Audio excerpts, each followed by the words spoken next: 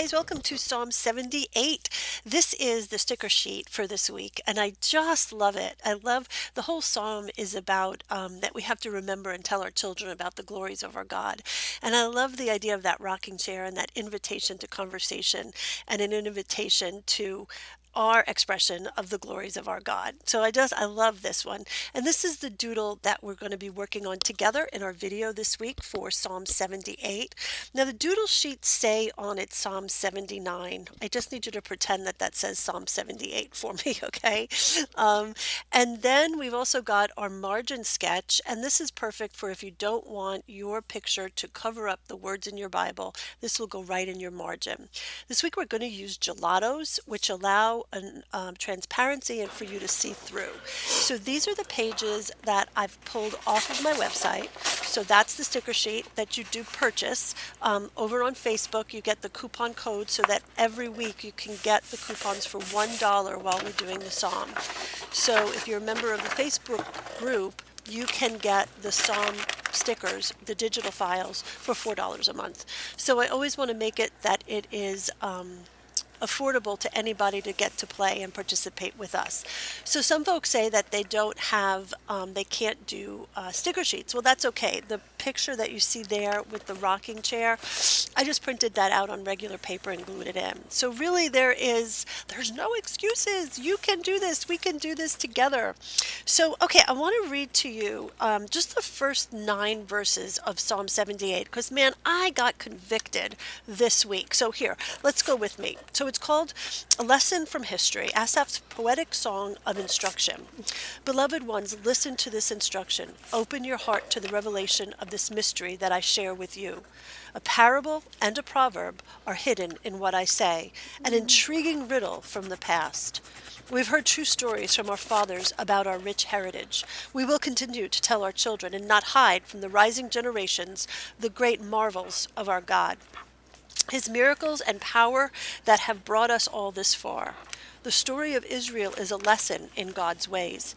He established decrees for Jacob and established the law in Israel. And he commanded our forefathers to teach them to their children. For perpetuity, God's ways will be passed down from one generation to the next, even to those not yet born. In this way, every generation will have a living faith in the laws of life and will never forget the faithful ways of our God.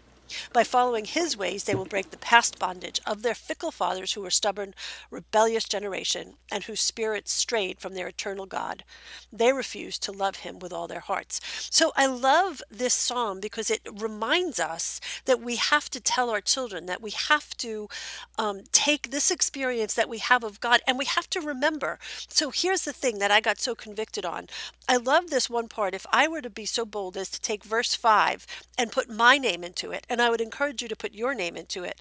The story of Lisa is a lesson in God's ways. So that the story of Lisa, the story that I know, the story that I live and breathe every day with my God, is a story that I can share intimately with others that are around me. I might not know the Bible. You might not know the Bible inside out, upside down, and backwards.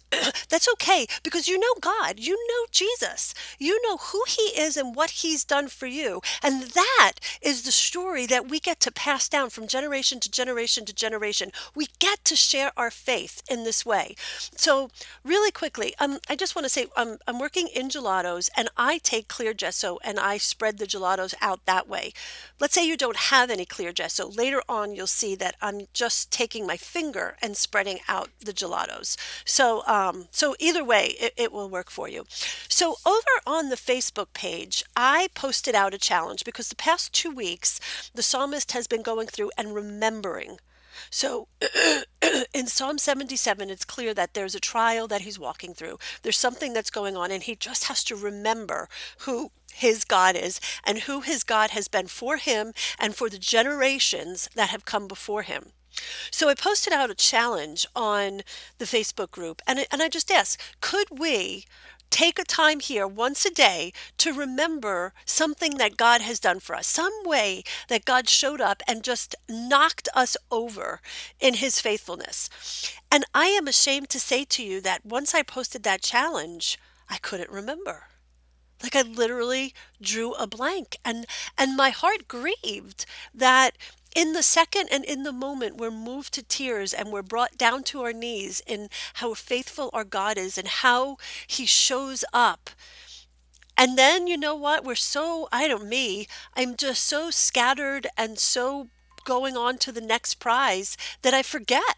I forget his faithfulness. I forget his majesty. I forget his glory. So I really do feel convicted myself to write it down, to write down the gratitude journal, to write down even more. Like that was my thing for this year, that I wanted to keep a gratitude journal and really keep track of how he shows up and shows off. But I have not been doing it well enough. If I post a challenge and I'm the one posting the challenge and I can't remember any of the, like I should be able to start just rattling off 1,000 different ways that God showed up and showed off. So I'm not doing something right in my walk if I can't do that. So I want to ask all of us, will you take that challenge with me? Will you um will you be oh, my brain is fuzzy. Will you be not adamant, but intentional about sharing who he is and what he's doing in your life? No, I know that I've got the challenge over on the Facebook page, but that's okay. My goodness, drop it off in the comments here if you're not on the Facebook page. Drop it off in a comment over on the website. It doesn't matter where it doesn't matter where you put your comments and where you remember the glories of our God. I think what matters more is that we're doing it, that we're not just giving lip service to this idea that we're grateful for him, but that we truly, truly are taking the time to sit down and document everything. So on an aside, I got an opportunity to meet a really great man of God this week. And his name is, which I forgot. Hold on. It's not a common name. His name is Yed, Y-E-D, Yed, and Anikpo, Anikpo. And he shared with me a journal that he uses, and it's called the Scribe Bible Journal. And I got one this week, and I've just opened it up, and I'm kind of starting to break into it and see what it's about. But you guys know that I have my prayer journal and I've got how I do all of my prayers, and I'm keeping that daily journal.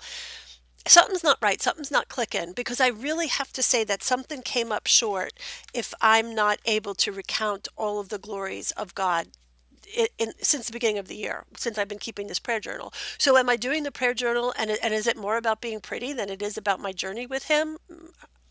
Maybe.